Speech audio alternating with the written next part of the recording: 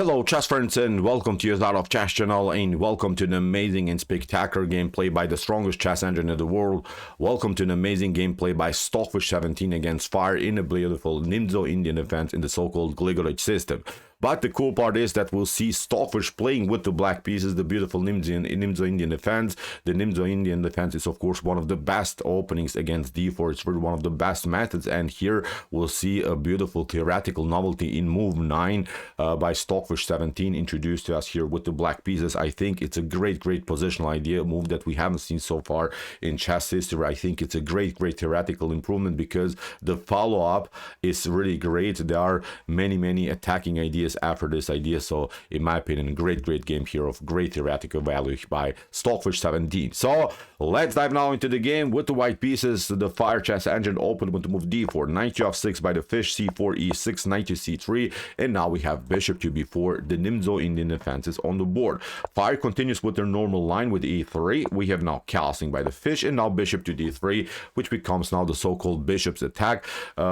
Here white is trying to play e4 finally and get finally also the dark square bishop into the game. Stockfish continues now with c5, challenges now the solid center by white, knight to f3, and now we have d5, which becomes now the so-called Gligoric system. Here Stockfish is challenging immediately. The center has also this powerful bishop on b4, has I think gained also great activity, and has to now also develop the minor pieces further. So great theory so far. Castling by Fire, Stockfish continues with the development, and now here Fire releases the pressure in the center of the board after c takes d5, e takes d5 by the fish. And what should you do now from white perspective? If you try something like d takes c5 to release the pressure again, to maybe leave also black with an isolated d-pawn, this line is not so dangerous, I would say. Then you continue with bishop to c3, b takes c3, you pick up this one. Okay, maybe white has a weakness on c3, black has also a weakness on d5, but I think the position is easier to play for black. Maybe after bishop to a3 you attack, you play something like this. I would say pretty equal position. In the next couple of moves, rook to d8 is going to happen by black. You have a great square that you can occupy. You can occupy the e4 square. You can of course also have a great activity with bishop to g4. So I think really solid setup here for black. But instead of this move d takes c5, Fire continues now with queen to b3. Simply attacks now further the bishop on b4, because in some lines black could maybe try c takes d4, but now then of course the pawn would be deflected from the defense of the bishop. But now Stockfish continues with an amazing theoretical novelty, which is usually a common principle method by black to give up the bishop for a knight here, like Stockfish did, but in different positions. I think in different positions, what I mean about it, when maybe you can create a double pawn structure, then you risk to give up maybe the bishop for a knight in the Nimzo-Indian defense, but then at least you have created a double pawn structure. But the problem here for white is that you cannot pick up here this bishop with your pawn. You cannot play b takes c3. You would love to do that, and then maybe to bring the bishop on a3 into the game, but it's not working because of the potential fork with the move c4. So that's why here queen to c3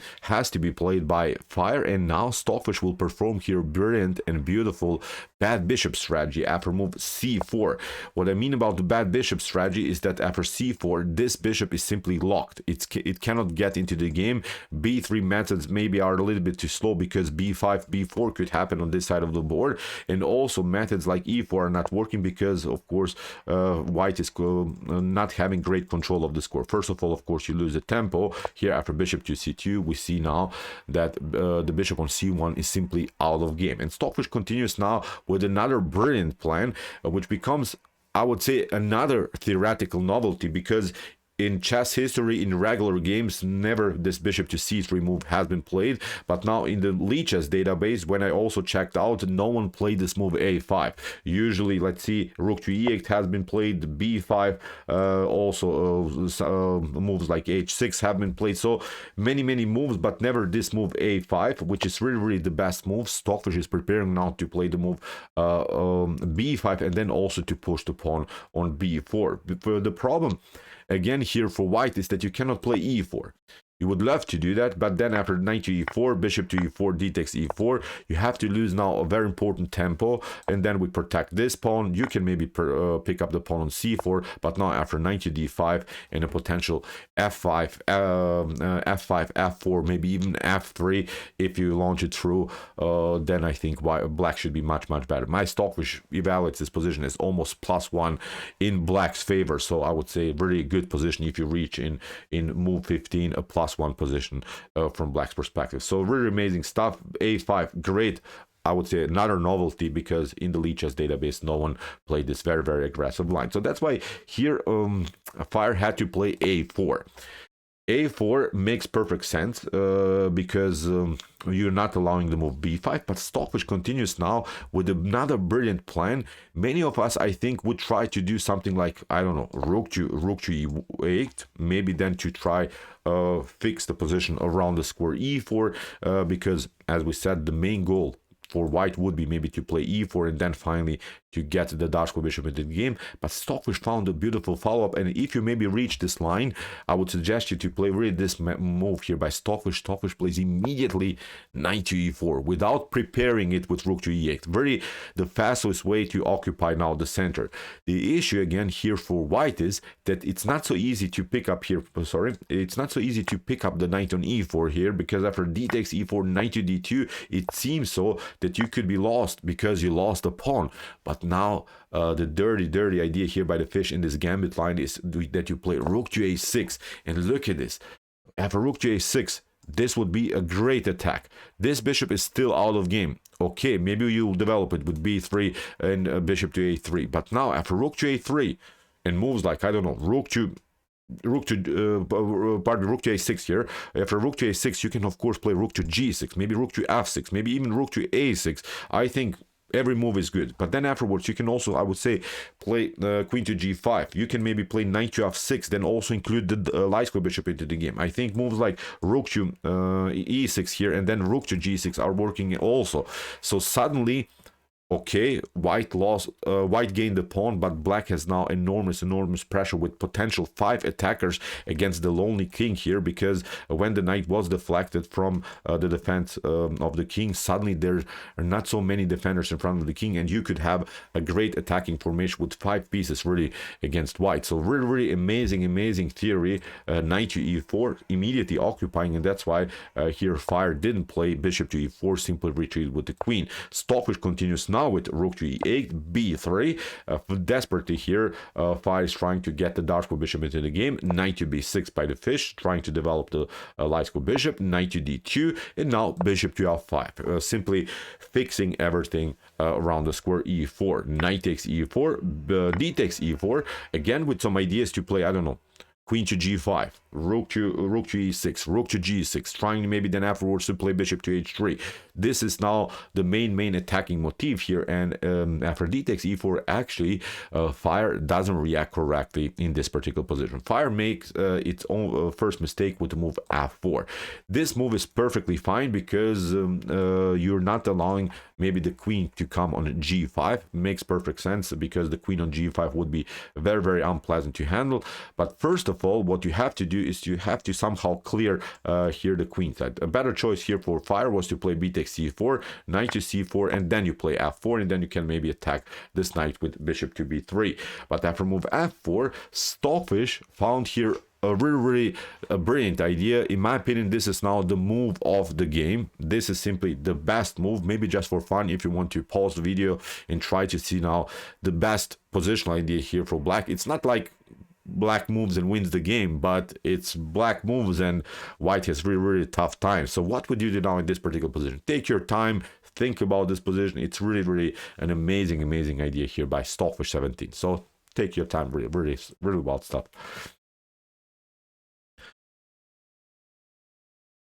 Okay, here Stockfish plays in this beautiful Nimzo-Indian defense style, where you're trying, of course, to restrict your opponent's bishop's ability to play. Usually the dark square bishop, as we saw in the game already, had a tough time to get back into the game, but now Stockfish locks out now the other bishop also out of the game with a beautiful c3 with a great gambit here. Look at this, not allowing this pawn on e3 is blocking out, of course, the large square bishop out of the game. Now the pawn on b3 is also blocking out the light square bishop into the game. Fire took now the pawn, but Stockfish gets now extra tempi here. Knight to d5, knight to b4, hits now the bishop to e2, in queen to e2 protects now the bishop, and now Stockfish continues with this method that we have discussed earlier. Rook to a6, then rook to g6, rook to h6, bishop to h3, I don't know, queen to h4 could happen now. So really a great compensation for the lost pawn. The knight is well placed on b4, can also hop here on d3, has great activity all over the board. This bishop, although it's blocked here on this side of the board, it still has a great activity here. From this point on, I think the game becomes a one-way ticket, but in black's favor. So what should you do? If you try here bishop to a3 to maybe attack this unpleasant knight on b4, then knight to d3 is going to happen, and you cannot give it up, because in a potential sequence like this, black would have a great control of light squares all over the board. And I think again this method with rook to g6, then even, I don't know, bishop to e4 could work. This pawn is weak anyway, this pawn is attacked. Again, much better position here. My Stockfish engine at home evaluates this position. It's almost +3 in black's favor, although black lost the pawn, which is really crazy, but the activity here is too much to handle simply for white. So after rook to a6, that's why bishop to d1 by fire. Stockfish continues now with rook to g6, king to h1, and now knight to d3. Beautiful square for the knight. Queen to h5, Stockfish improves now the position of the queen, plays now rook to a8, rook to b1.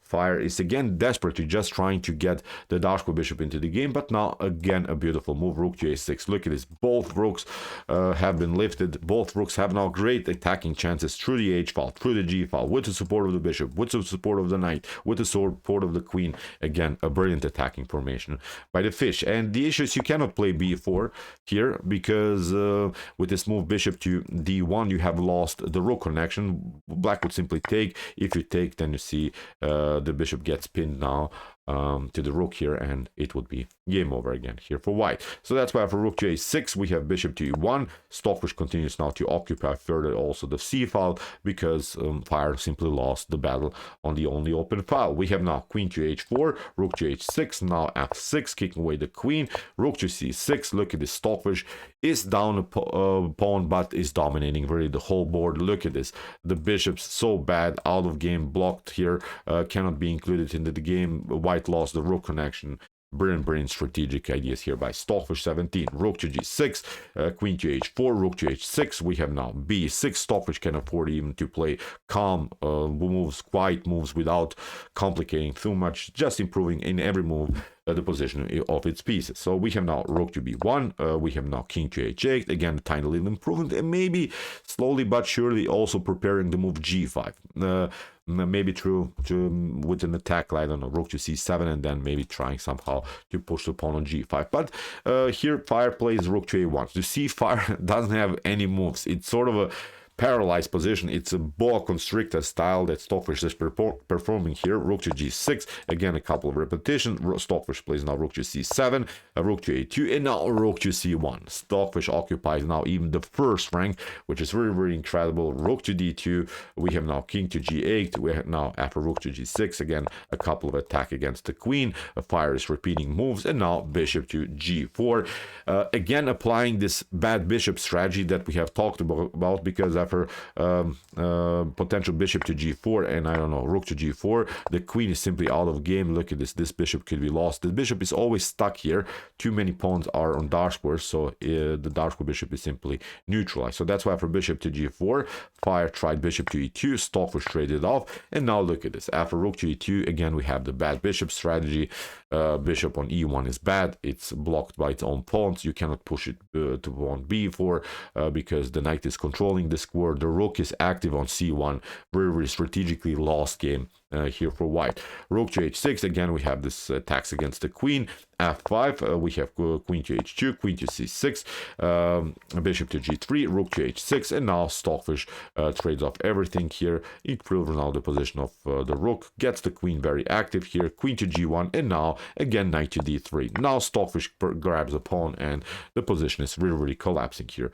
We have now a rook to a1, Stockfish occupies now again the c file with the queen. Look how powerful this knight is compared to this bad bishop. Maybe the bishop can be included now somehow, but it's not attacking anything. Finally, it's in the game, but it's simply useless on the board. After queen to c2, king to h2, king to f7.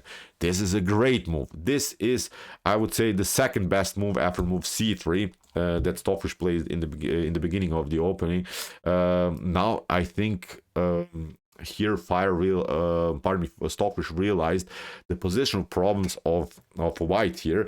What Stockfish is trying to do is now simply to go into the fully endgame stage, but in order to make that happen, your king has to be, of course, more and more centralized. You have to bring your king towards the center in order to have a great activity. And the good part is that you cannot get attacked by the rook, of course, on the c file, because the knight on d3 is simply too powerful, and it's on a light square. It cannot be, of course, attacked by the dark square bishop. Bishop to e1, we have king to e7. Stockfish is marching here with the king, gets now the king finally to the center of the board, and now after a couple more moves, Stockfish went into this line, simply traded off everything, which makes perfect sense now.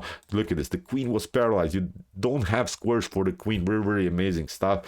After rook to c1, now the pieces have to be traded off. You cannot even escape to f2, and after queen to c1, knight to c1, bishop to e1, and knight to d3 in this particular position, Fire, believe me or not, resigned. So what's the issue? Let's see a possible line. I don't know, bishop to d2, we play king to c6, we'll simply go for this pawn. You cannot protect it, and now we can also play, I don't know, knight to b4. You cannot take, of course, because this pawn is rolling and the king is too far away from the action, so you would probably try g4, but now we attack this one, and you just push here on this side of the board. Now you have a passer.